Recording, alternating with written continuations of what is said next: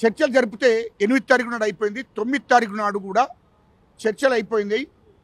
10 నాడు 9 నాడు రాత్రి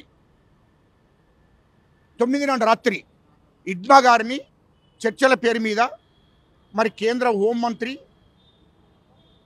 కేంద్ర హోం సెక్రటరీ, ఛత్తీస్గఢ్ డీజీపీ గారు మళ్ళీ అదే చర్చల పేరు మీద ఇదే ముగ్గురి మధ్యవర్తులను పంపించి 9 తారీఖు నాడు మరి ఇడ్మా గారితో ఆ 5గురు అంటే మొత్తం 6గురుతోని చర్చలు జరిపి చర్చలు జరుపుతున్నాడు. నేను సరెండర్ అయితేనే ఇడ్మా గారు చెప్పారు. ఇడ్మా గారితో పాటు వాళ్ళ భార్య చెప్పాది.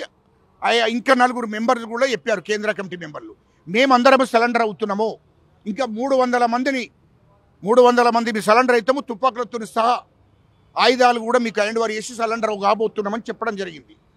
చెప్పిన 9 తారీఖు నాడు రాత్రి 11 గంటలకు చెప్పిన గంట వ్యవధిలోనే మొత్తము ఈ దేశ బార్డర్లో ఉన్నటువంటి సైన్యం, ఈ దేశ బార్డర్లో ఉండేటువంటి సైన్యం ఏదైతుందో ఆ సైన్యము మొత్తం చుట్టుముట్టింది. ఎడ్మా చుట్టూ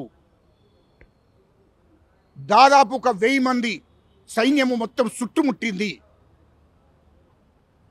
ఎడ్మాతో ఉన్నటువంటి 5గురు మొత్తం 6గురు చుట్టూ 1000 మంది చుట్టుముట్టారు సైన్యము.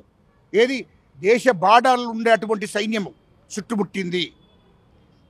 పోలీసు వాళ్ళు కాదు, సిఆర్పి వాళ్ళు కాదు, ఈ దేశం బార్డర్లో ఉండేటువంటి సైన్యం, ఆ సైన్యం చుట్టుముట్టింది.